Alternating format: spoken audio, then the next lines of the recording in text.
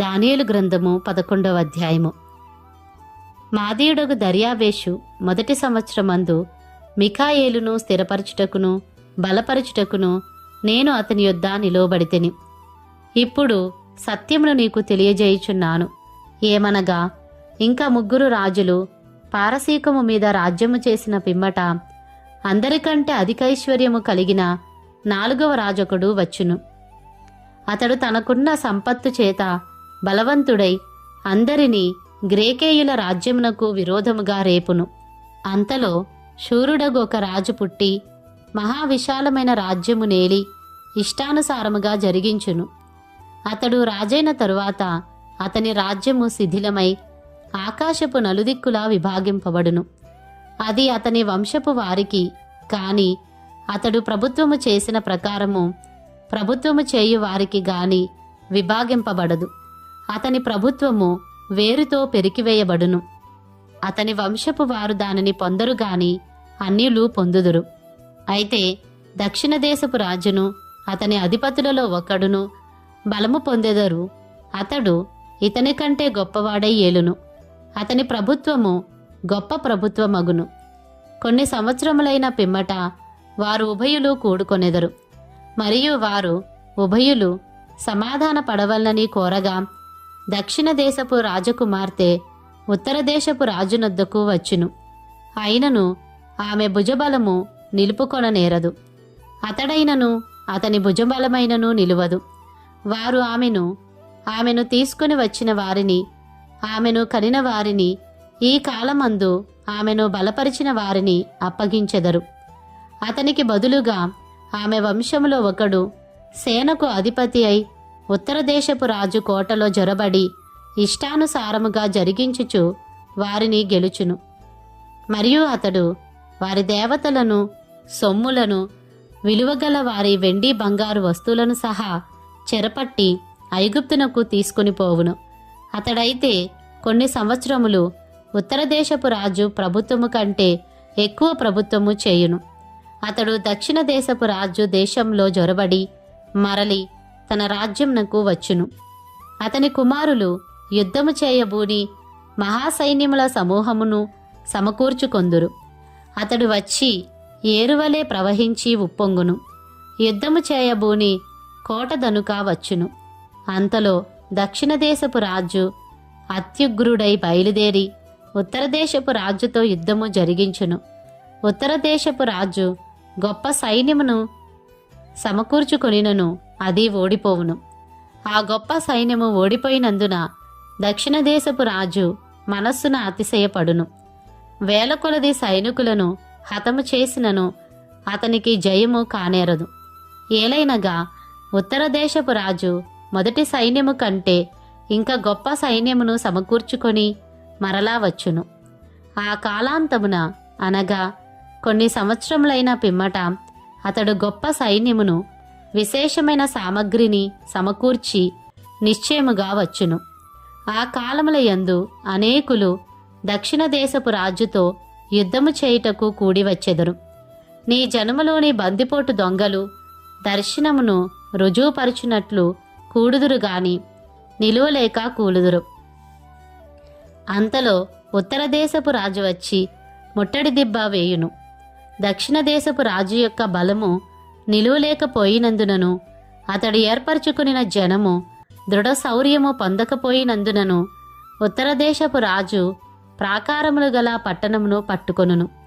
వచ్చిన వానికి ఎదురుగా ఎవరునూ నిలవలేకపోయినందున తనకిష్టము వచ్చినట్టు అతడు జరిగించును గనుక ఆనందము గల ఆ దేశములో అతడుండగా అది అతని బలము వలన పాడైపోవును. అతడు తన రాజ్యం యొక్క సమస్త బలమును కూర్చుకొని రావలెనని ఉద్దేశింపగా అతనితో సంధి చేయబడును. ఏమనగా, నశింపజేయవచ్చునని ఒక కుమార్తెను అతనికిచ్చెదరు. అయితే ఆమె సమ్మతింపక అతని కలుసుకొనదు. అతడు ద్వీపముల జనముల తట్టు తన మనస్సును త్రిప్పుకొని అనేకులను పట్టుకొనును. అయితే అతని వలన కలిగిన అవమానమును ఒక అధికారి నివారణ చేయును. మరియు ఆయన అవమానము అతని మీదికి మరలా వచ్చినట్లు చేయును. అది అతనికి రాక తప్పదు. అప్పుడతడు తన ముఖమును తన దేశంలోని కోటల తట్టు త్రిప్పుకొనును గాని ఆటంకపడి కూలి అగుపడక పోవును. అతనికి మారుగా మరి ఒకడు లేచి ఘనమైన రాజ్యము ద్వారా పన్ను పుచ్చుకొని వారిని లేపును. కొన్ని దినములైన పిమ్మట అతడు నాశనమగును గాని ఈ నాశనము ఆగ్రహము వలననైనను యుద్ధము వలనైనను కలుగదు. అతనికి బదులుగా నీచుడగు ఒకడు వచ్చును. అతనికి రాజ్యఘనత నియ్యరుగాని నెమ్మది కాలమందు అతడు వచ్చి ఇచ్చకపు మాటల చేత రాజ్యమును అపహరించును. ప్రవాహము వంటి బలము అతని ఎదుట నుండి వారిని కొట్టుకొని పోవుట వలన వారు నాశనమగుదురు. సంధి చేసిన అధిపతి సహా నాశనమగును. అతడు సంధి చేసినను మోసపుచ్చును. అతడు స్వల్పజనము గలవాడైనను ఎదురాడి బలము పొందును.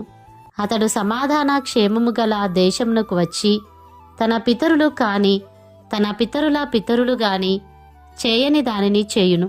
ఏదనగా అచ్చట ఆస్తిని దోపుడు సొమ్మును ధనమును విభజించి తన వారికి పంచిపెట్టును. అంతటా కొంతకాలము ప్రాకారములను పట్టుకొనుటకు కుట్ర చేయును. అతడు గొప్ప సైన్యమును సమకూర్చుకొని దక్షిణ దేశపు రాజుతో యుద్ధము చేయుటకు తన బలమును సిద్ధపరిచి తన మనస్సును రేపుకొనును గనుక దక్షిణ దేశపు రాజు గొప్ప సైన్యమును సమకూర్చుకొని మహాబలము గలవాడై యుద్ధమునకు సిద్ధపడును. అతడు దక్షిణ దేశపు రాజునకు విరోధమైన ఉపాయములు చేయనుద్దేశించినందున ఆ రాజు నిలువలేకపోవును. ఏమనగా అతని భోజనమును భుజించువారు అతని పాడు చేసెదరు, మరియు అతని సైన్యము ఓడిపోవును గనుక అనేకులు హతులవుదురు. కీడు చేయుటకై ఆ ఇద్దరు రాజులు తమ మనస్సును స్థిరపరచుకొని ఏకభోజన పంక్తిలో కూర్చుండినను కపటవాక్యములు ఆడెదరు. నిర్ణయ కాలమందు సంగతి జరుగును గనుక వారి ఆలోచన సఫలము కానేరదు.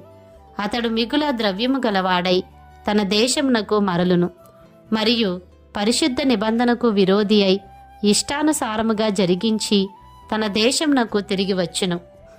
నిర్ణయ కాలమందు మరలి దక్షిణ దిక్కునకు వచ్చును గాని మొదటనున్నట్టుగా కడపట నుండదు. అంతటా కిత్తీయుల ఓడలు అతని మీదికి వచ్చుట వలన అతడు వ్యాకులపడి మరలి పరిశుద్ధ నిబంధన విషయంలో అత్యాగ్రహము గలవాడై తన ఇష్టానుసారముగా జరిగించును. అతడు మరలి పరిశుద్ధ నిబంధనను నిషేధించిన వారెవరని విచారించును. అతని పక్షమున శూరులు లేచి పరిశుద్ధ స్థలపు కోటను అపవిత్రపరచి అనుదిన బలి నిలిపివేసి నాశనమును కలుగజేయు హేయమైన వస్తువును నిలవబెట్టుదురు. అందుకతడు ఇచ్చకపు మాటలు చెప్పి నిబంధన నతిక్రమించు వారిని వశపరుచుకొనును. అయితే తమ దేవుని నెరుగువారు బలము కలిగి గొప్ప కార్యములు చేసెదరు. జనములో బుద్ధిమంతులు అనేకులకు బోధించుదురు గాని వారు బహుదినములు ఖడ్గము వలనను అగ్ని వలనను కృంగి చెరపట్టబడి హింసింపబడి దోచబడుదురు. వారు కృంగిపోవు సమయమందు వారికి స్వల్ప సహాయము దొరుకును. అయితే అనేకులు ఇచ్చకపు మాటలు చెప్పి వారిని హత్తుకొందురు గాని నిర్ణయకాలము ఇంకా రాలేదు గనుక అంత్యకాలము వరకు జనులను పరిశీలించుటకును పవిత్రపరచుటకును బుద్ధిమంతులలో కొందరు కూలుదురు. ఆ రాజు ఇష్టానుసారముగా జరిగించి తను తానే హెచ్చించుకొనుచు అతిశయపడుచు ప్రతి దేవత మీదను దేవాది దేవుని మీదను గర్వముగా మాటలాడుచు ఉగ్రత సమాప్తి యగు వరకు వృద్ధి పొందును. అంతటా నిర్ణయించినది జరుగును. అతడు అందరికంటే ఎక్కువగా తన్ను తాను హెచ్చించుకొనును గనుక తన పితరుల దేవతలను లక్ష్యపెట్టాడు, మరియు స్త్రీలకాంక్షిత దేవతను గాని ఏ దేవతను గాని లక్ష్యపెట్టాడు. అతడు తన పితరులెరుగని దేవతను అనగా ప్రాకారముల దేవతను వారి దేవతకు మారుగా ఘనపరచును. బంగారును వెండిని విలువగల రాళ్లను మనోహరమైన వస్తువులను అర్పించి ఆ దేవతను ఘనపరచును. మరియు ఈ క్రొత్త దేవతను ఆధారము చేసుకొని కోటలకు ప్రాకారములు కట్టించి నూతన విధముగా తన వారికి మహాఘనత కలుగజేయును. దేశమును క్రయమునకు విభజించి ఇచ్చి అనేకుల మీద తన వారికి ప్రభుత్వమిచ్చును. అంత్యకాలమందు దక్షిణ దేశపు రాజు అతనితో యుద్ధము చేయును, మరియు ఉత్తర దేశపు రాజు రథములను, గుర్రపు రౌతులను, అనేకమైన ఓడలను సమకూర్చుకొని తుఫాను వలె అతని మీద పడి దేశముల మీదుగా ప్రవాహము వలె వెళ్ళును.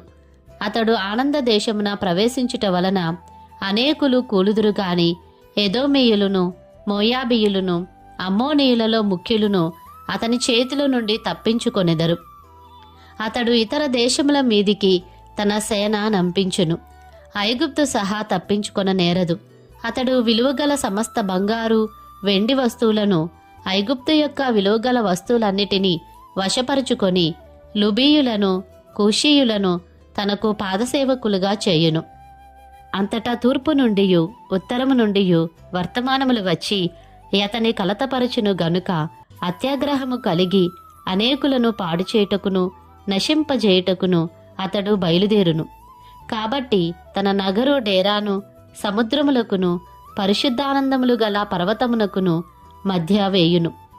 అయితే అతనికి నాశనము రాకుండుటకై సహాయము చేయువాడెవడునూ లేకపోవును. దానియేలు గ్రంథము 12వ అధ్యాయము. ఆ కాలమందు నీ జనుల పక్షమున నిలిచినట్టి మహా అధిపతి అగు మిఖాయేలు వచ్చును. అప్పుడు నీ జనులు రాజ్యముగా కూడిన కాలము మొదలుకొని ఈ కాలము వరకు ఎన్నటికిని కలుగునంత ఆపద కలుగును. అయితే నీ జనులలో గ్రంథమునందు దాఖలైన వారెవరో వారు తప్పించుకొందురు, మరియు సమాధులలో నిద్రించు అనేకులు మేలుకొనెదరు. కొందరు నిత్యజీవము అనుభవించుటకును, కొందరు నిందపాలగుటకును, నిత్యముగా హేయులగుటకును మేలుకొందురు. బుద్ధిమంతులైతే ఆకాశమండలంలోని జ్యోతులను పోలిన వారై ప్రకాశించెదరు. నీతి మార్గమును అనుసరించి నడుచుకొనున్నట్లు ఎవరు అనేకులను త్రిప్పుదురో వారు నక్షత్రము వలె నిరంతరమును ప్రకాశించెదరు. దానియేలు, నీవు ఈ మాటలను మరుగుచేసి అంత్యకాలము వరకు ఈ గ్రంథమును ముద్రింపుము. చాలామంది నలుదిశలా సంచరించినందున తెలివి అధికమగును అని నాతో మాటలాడు గబ్రియేలనతడు చెప్పెను. దానియేలును నేను చూచుచుండగా మరి ఇద్దరు మనుషులు ఏటి అవతలి ఒడ్డున ఒకడును, ఏటి ఇవతలి ఒడ్డున ఒకడును నిలిచిరి. ఆ ఇద్దరిలో ఒకడు నారబట్టలు వేసుకున్నవాడై ఏటి నీళ్లపైన ఆడుచుండు వాని చూచి ఈ ఆశ్చర్యము ఎప్పుడు సమాప్తమగునని అడుగగా, నారబట్టలు వేసుకొని ఏటిపైన ఆడుచున్న ఆ మనుషుని మాటను నేను వింటిని. ఏమనగా, అతడు తన కుడి చేతిని ఎడమ చేతిని ఆకాశము వైపుకెత్తి నిత్యజీవి అగు వాని నామమున ఒట్టు పెట్టుకొని ఒక కాలము, కాలములు, అర్ధకాలము పరిశుద్ధ జనము యొక్క బలమును కొట్టివేయుట ముగింపబడగా సకల సంగతులు సమాప్తములగుననెను. నేను వింటిని గాని గ్రహింపలేకపోతిని. నా ఏలినవాడా, వీటికి అంతమేమని నేనడుగగా అతడు, ఈ సంగతులు అంత్యకాలము వరకు మరుగుగా ఉండునట్లు ముద్రింపబడినవి గనుక దానియేలు నీవు ఊరకుండుమని చెప్పెను. అనేకులు తమను శుద్ధిపరుచుకొని ప్రకాశమానులను నిర్మలులను అగుదురు. దుష్టులు దుష్టకార్యములు చేయుదురు గనుక ఏ దుష్టుడును ఈ సంగతులను గ్రహింపలేకపోవును గాని బుద్ధిమంతులు గ్రహించెదరు. అనుదిన బలి నిలుపు చేయబడిన కాలము మొదలుకొని నాశనము కలుగజేయు హేయమైన దానిని నిలవబెట్టు వరకు 1290 దినములగును. 1335 దినములు తాలుకొని కనిపెట్టుకునివాడు ధన్యుడు. నీవు అంత్యము వరకు నిలకడగా ఉండిన ఎడల విశ్రాంతి నొంది కాలాంతమందు నీ వంతులో నిలిచెదవు.